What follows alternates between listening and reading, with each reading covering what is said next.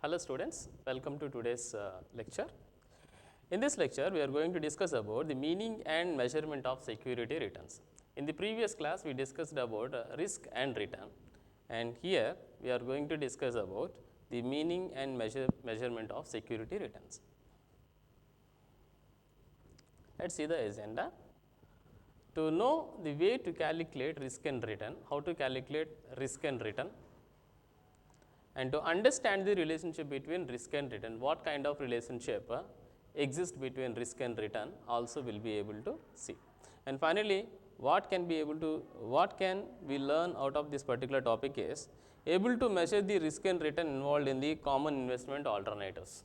So, the common investment alternatives, what is the amount of risk and return that is there, we will be able to measure it, and also aware about the application of risk and return measurement. So, once we able to measure it, then how to apply this measurement techniques also would be able to see here. After investing the money in a project, a firm wants to get some outcomes from the project. So, everyone, when we do or make an investment, what we will expect is, we will expect the outcome from the project. So, let us say for example, we have invested our money in a one particular project, and from that project, let us say the project is the investment in a company. Let us say we have established a sugar processing plant. Now, in this plant we have made an investment. Now, from this we would expect a return. That is what we will generally expect once we make an investment into this company.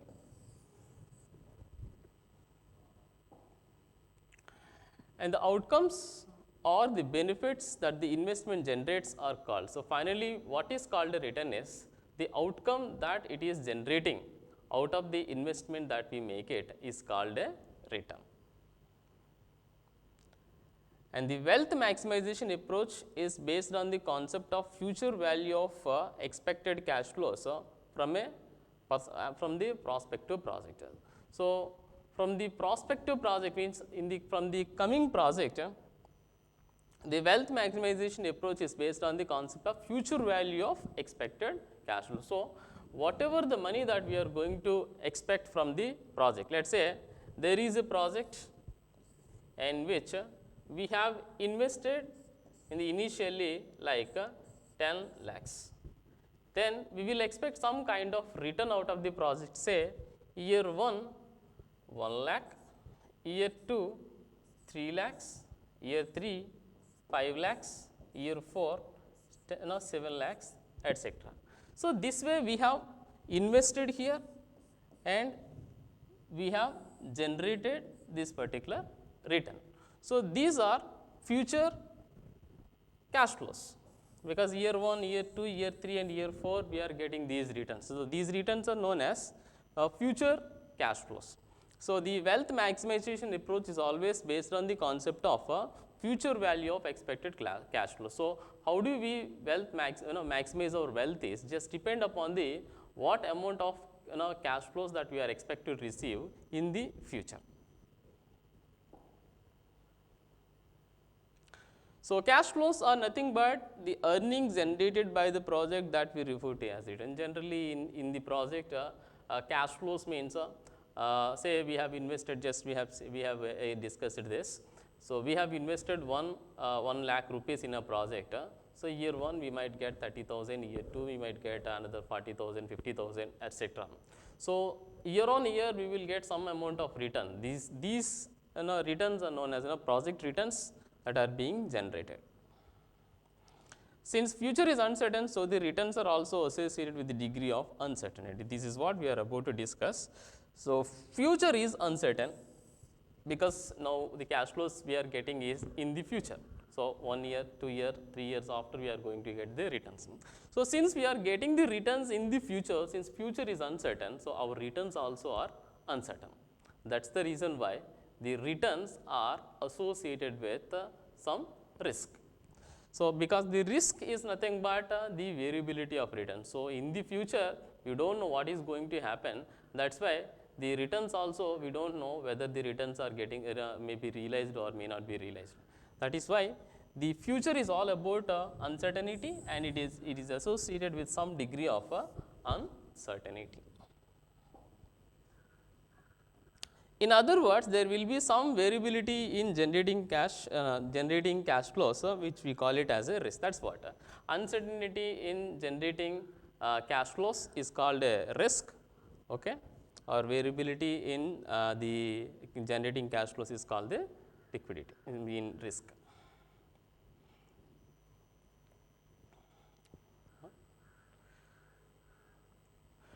Okay, security. A security is a tradable financial asset. The term commonly refers to any form of financial instrument. Securities are broadly categorized into two types. One is equity securities, the other one is debt securities. Now, here we will generate return on any securities. So, now let us understand what is meant by a security is. A security is a tradable financial asset. So, any security that you make an investment is a tradable financial asset, and the term commonly referred to as any form of financial instrument. Generally, security means we will refer to any financial instrument as a security, but the securities are broadly categorized into two types. One is equity, the other one is debentures. So, debt securities and equity securities are the two basic broad category of securities. So, the example for the equity is a common stock, and the example for debt is bank notes, bonds, debentures. So, all these are all the examples for the debt securities. Now, let us say for example, for equities, the example for equity is ICICI Bank.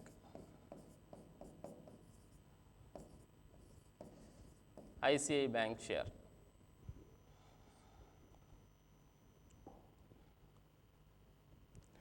So, the example for debt security is ICICI Bank, and example for debenture is, let us say, a bond, a debt mutual fund offered by any debt mutual fund company, Tata Mutual Fund, Tata Debt Mutual Fund.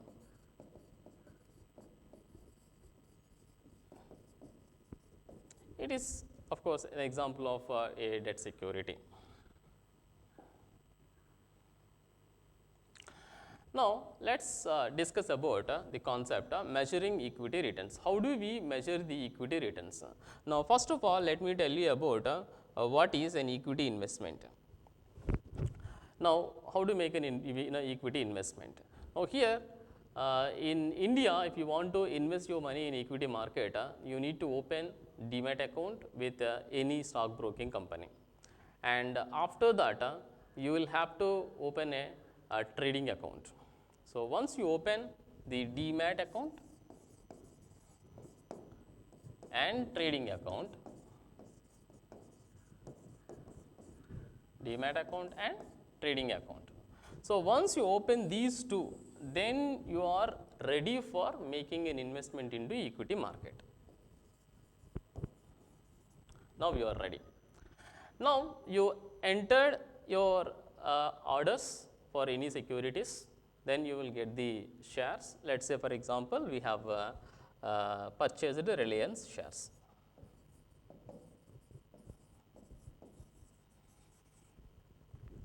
Now, these Reliance shares will be deposited into our demat account. Then in our demat account shows the Reliance shares in our account. Let us say we have purchased 100 Reliance shares. So, now these 100 Reliance shares will be deposited in our demat account, and the worth of whatever cash of this particular 100 Reliance shares will be debited from our trading account. Now, you have made an investment. Let us say today you have made an investment. Today is the 8th September 2020.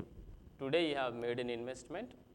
Now, as I told you earlier also, once we make an investment into equity, generally we have to wait for a longer period of time. When we wait for a longer period of time, then the equity investments will give you very favorable returns. But once you invest today and if you sell the shares in the tomorrow itself or maybe after 1 month or even before 1 year itself, the returns won't be such an attractive, and also sometimes you may get a negative returns also. So that's why we will have to wait for a longer period of time to get the better returns. Let us say we wait for another 15 years. So now it's 2020. Now let's say we wait for another 10 years, for example.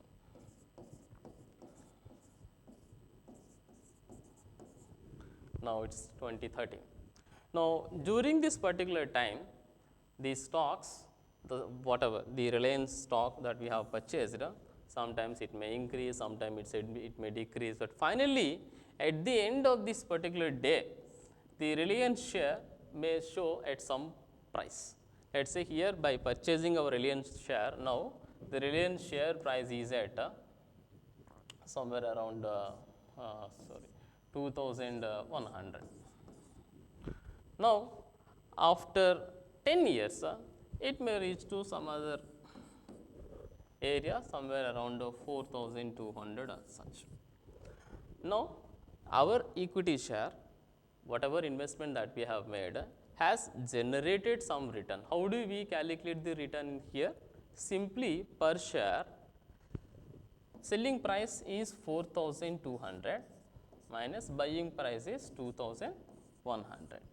Now finally it's around 2100 is the difference. So per share we are about to generate a 2100 rupees return. But this particular return can be expressed in various terms. So in this class we are going to discuss about how do we measure these kind of security returns in detail. First thing, there are some metrics for measuring the equity returns. So one of the important metric is the return on equity, ROI. Simply people used to call this as ROI. So so people call this as a ROE, return on equity. So is a measure of financial performance calculated by dividing the net income by shareholders equity. Net income by shareholders equity. Now this is what a very important measure for calculating the equity returns, because we make an investment into stock market and wait for some period of time, and then we'll try to understand how much amount of return that our investment has made. So that is why this return on equity measures the return in the form of the shareholders equity and the net income they have drawn. So simply how do we calculate is dividing the net income by shareholders. So net income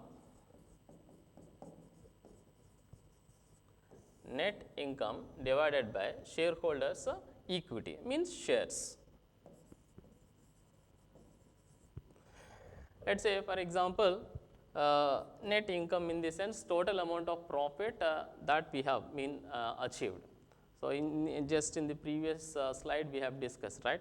So 2100 is the income that we have received, and divided by, since there we have invested in the example as 1 share, so that's why divided by 1, which is equal to 2100 is the return on equity.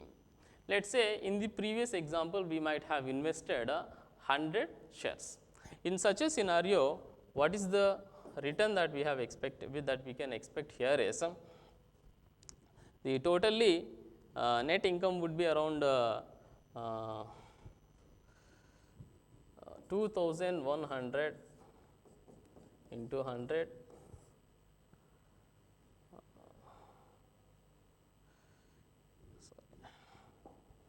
say for example, let us consider a small example where we have Reliance share, we purchase Reliance shares of each share 2000. How many shares we purchased? let us say 50 shares we have purchased. Now, for purchasing these 50 shares, so how much amount that we have invested?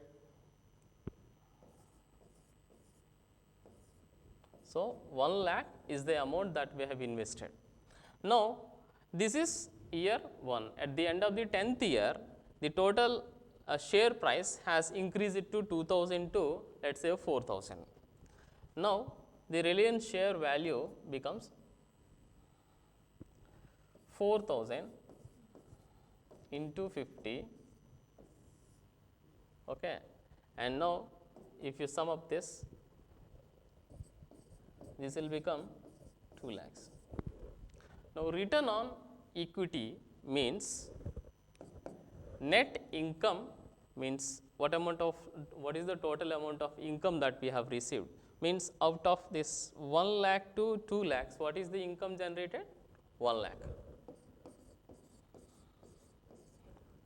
divided by how many amount of shares that we purchased? 50. So, 2000 per share is called the return on equity. So, this is very important metric for each and every shareholder when you are calculating. So, because it will tell us how much amount of return that we have generated per share in the equity market. The other thing is the shareholders equity is equal to the company's assets minus its debt, and ROE is considered the return on net assets, exactly. So, because equity shareholder means it is nothing but you are the owner of the company. Since you are the owner of the company, so you are responsible for all the liabilities, also assets, okay. So, you are responsible for both the assets and liabilities. Now, the shareholders equity is equal to the company's assets minus debt. So, shareholders equity means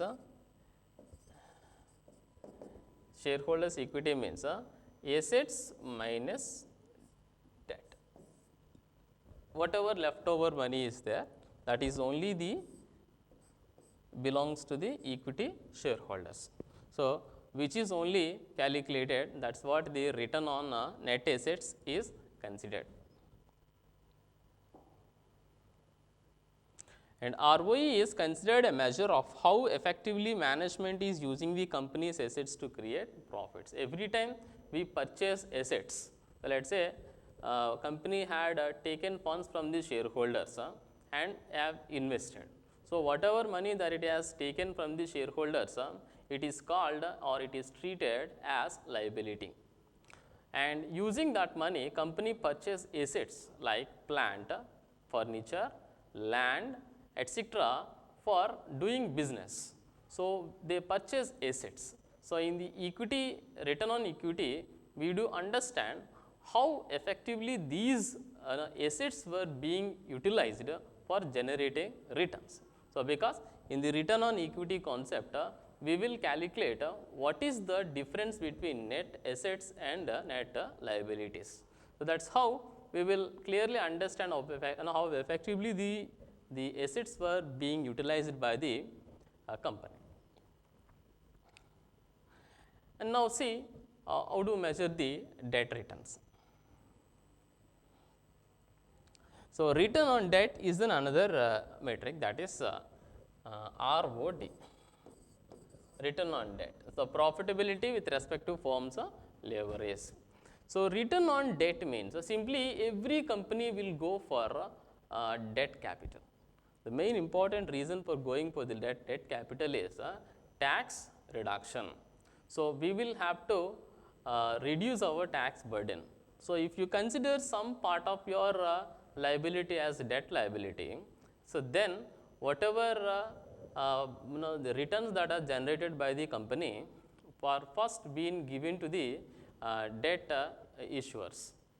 So, then whatever remaining amount is there, that will be taxable, and then that money will be shared to the shareholders. That is why first the debt holders will be satisfied. So, for which the return on considering the debt capital is of very important, so that our tax burden will be reduced. So, that is the reason why companies will go for mainly the debt capital, and it is a measure of profitability with respect to firm's leverage. So, we have taken a debt capital. What amount of utilization for this debt capital has been done is measured by the return on debt, because we have taken lot of risk in considering the debt capital.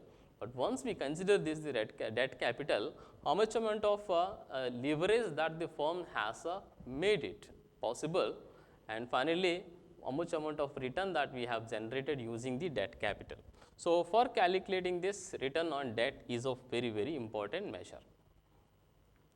So, return on debt shows how much the usage of borrowed funds contributes to the profitability. That is very important. So, how much the usage of borrowed funds.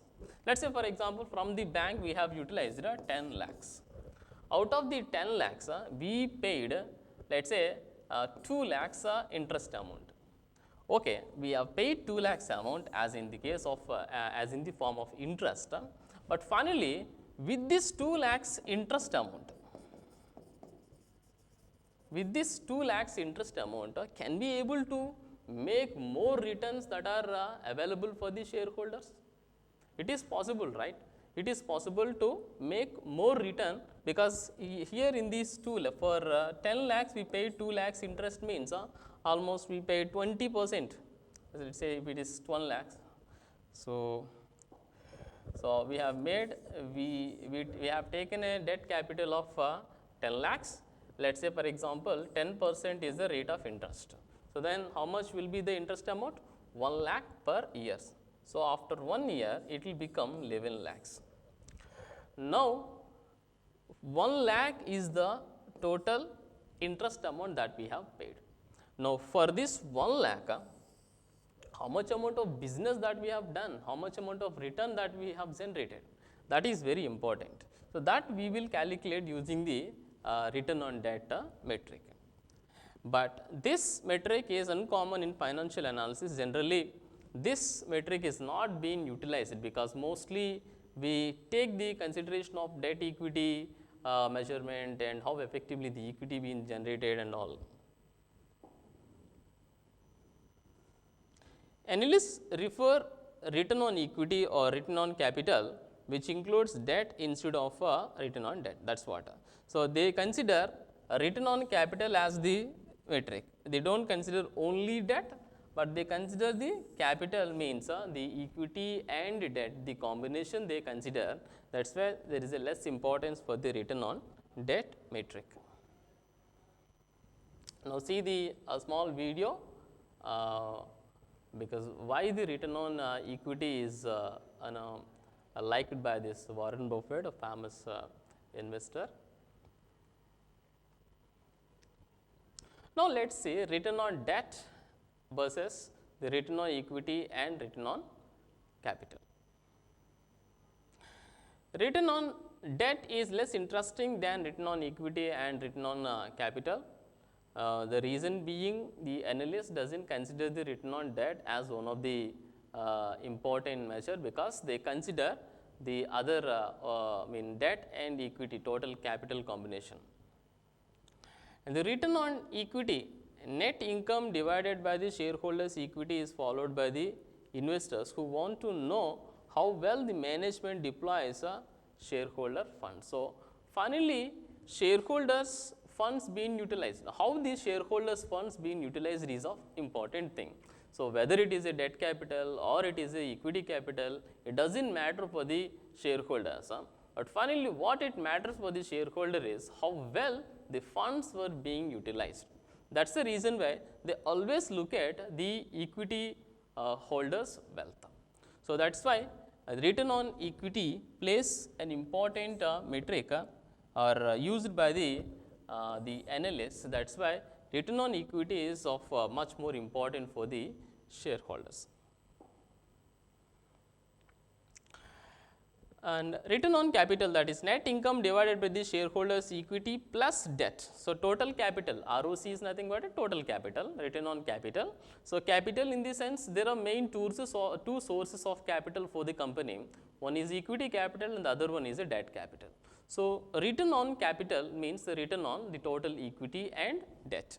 So, which is nothing but a comprehensive measure of the management's ability to deploy their capital in pursuit of the profits, means for generating the profits, how well the management has utilized both the debt capital and equity capital. So, they look at either the equity and or they look at the capital as a whole, but they do not look at the return on debt alone. That is why the return on debt metric is of least importance than the return on equity or return on capital both.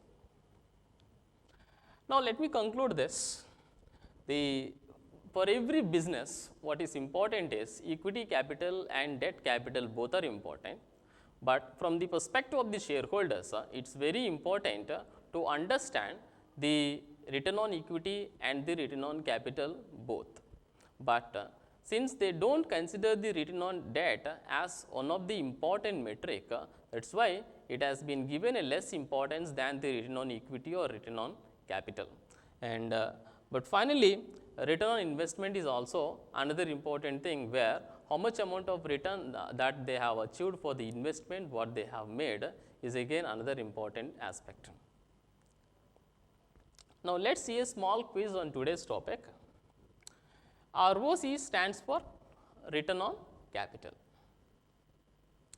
Return on debt shows how much usage of borrowed funds contributes to profitability. Do you agree with this? Yes, exactly, because return on debt itself, the leverage utilization means how the funds were being utilized, whether the equity debt funds are being utilized for generating more returns or not, can be seen only with respect to return on debt. The bank note is an example of which security? Debt security, because this is issued by a banker. So, that is why it is a debt security. Okay, this for disclaimer. Thank you very much for being with me.